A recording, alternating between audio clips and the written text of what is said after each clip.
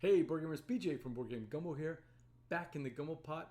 This time I'm unboxing Mutton Bustin, a new game from Matt Wolfe and 25th Century Games. If I've got a smile on my face, it's because the last Matt Wolfe game I played was squaring Circleville, and I'm trying to square these two games, especially because I cheated and I opened up this box before the unboxing to see what's inside. But you know what? Let's get right to that Game Toppers LLC table and see if we can square up Mutton Bustin'.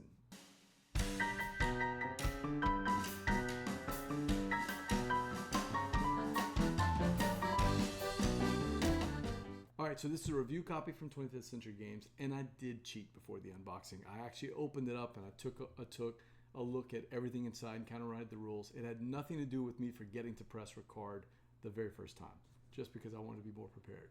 Now, the reality is that I am glad I got a chance to review, to look inside it and see what the game is all about, because when I played Squaring Circleville at Southern Board Game Fest, my buddy Andrew Buckholtz from Board and Dice taught the new ones and I how to play it.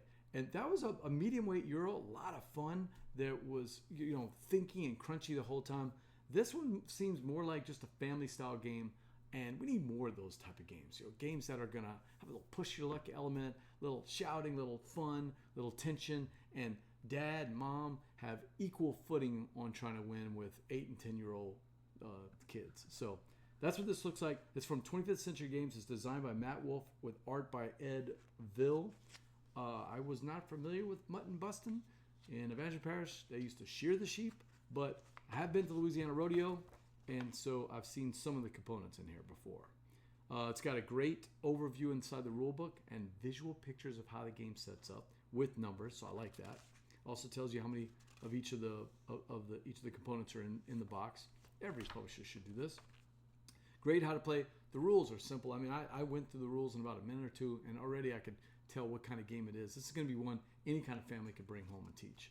So not just for people that are deep in the hobby. You could trust this game with a lot of your regular family members at Christmas or something like that. So you got explanations for what's happening when you're the rider. That's the person that's trying to score the points. And everybody else, who are the sheep, who are trying to buck the rider off. So how to do those, how the turn can end. And there's a cool little variant too that you can play with younger kids where you don't have to worry about the push your luck element. You just kind of roll until till either the sheep knock you off or you get to the end of the chart. So I like that. They included that. Talking about the end of the round, how to score. And then, like I said, those how to adjust the game for different age groups. And then a nice thanks for playing. So you can see the cartoony artwork there. That's to tell you this game is not to be taken super seriously. This is just this is more of just a fun type of a game where you're gonna let loose and have fun. All right, the game board here. So this inside part is where the sheep are going to be trying to knock off the rider as the rider goes around the board. And once they roll the sheep on that sheep die that I'm going to show you in a second, they'll lock it into this pin. And if ever there 6 of them are in there, if all the other players can get 6 dice locked in with the sheep, that's going to knock the rider off. So the rider is going to have a big decision as they're going around. Once they make it to the next level, these are the stars represent the points that they can score. Maybe they want to try to get to that next level. But they know that they do. If they make another move and they keep rolling their own die, that gives the sheep another chance to lock in a die to get to the 6. So pushing your luck to see how far you can go to score that extra points. Because boy, if you can get all the way to here, that's 10. See, now that's a different mechanic from the way Chicken runs it. And I'm pointing out DJ Bell, who taught me Chicken at ChuckCon last year. And I like this. This I haven't played it yet, but this seems like a better version of what Chicken is trying to do. So, Mutton Bustin' Champion. We've seen these when we were at the Louisiana Rodeo. I was in a band, and we were fortunate enough to play for the Rodeo Association's big dinner, big party every year at the rodeo, and you'd see all these cowboys wearing these big old belt buckles. If you won a rodeo, you'd get one of these belt buckles. So I'm assuming that's whoever wins gets to take a picture with that thing.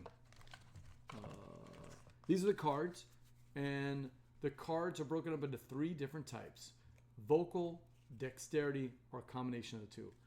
And the way it works is that as the sheep are rolling their dice, they want to try to lock in the die that has a sheep on them, like that. Because if they get 6 in the center, that's going to knock the rider off. They want to do that before the rider either yells stop or gets to the end of the ride.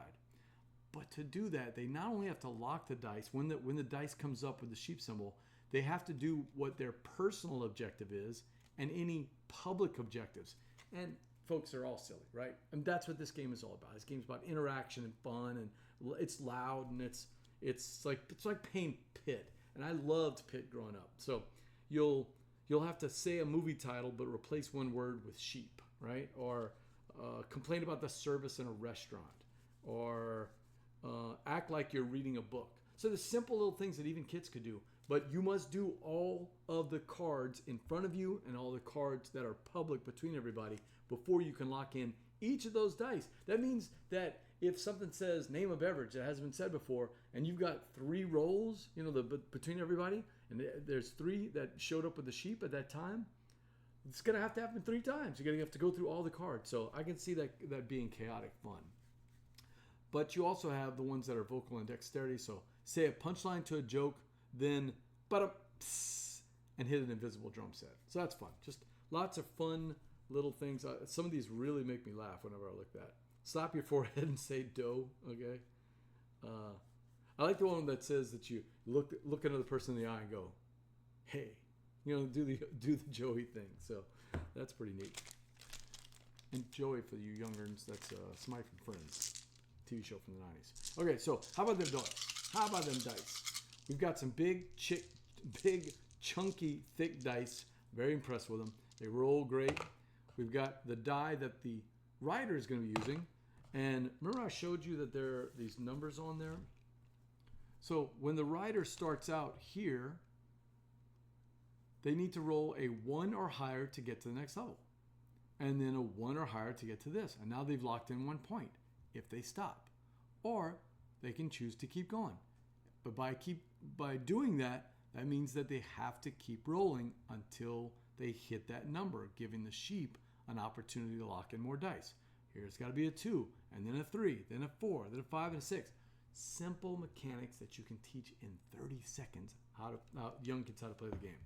These are the 6 dice that your opponents, basically the sheep, are going to be rolling. And if there's 2 other players, they'll each get 3. If there are 3 other players, they'll each get 2. And they're rolling these just as frantically, trying to come up with a sheep. They lock in a sheep. They put it in the middle once they've done their personal objective and any public objectives that have come out. Super simple.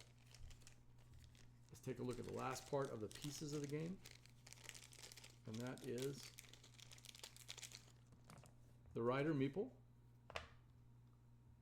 Just a nice little cartoony representation of a person riding on a sheep.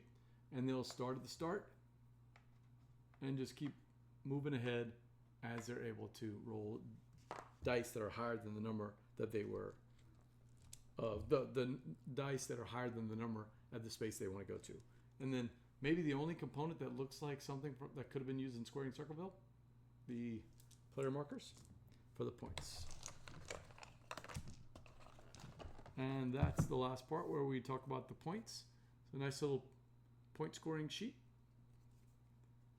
And there's tons of just, on the back of all these things, there's tons of little fun artwork with the sheep.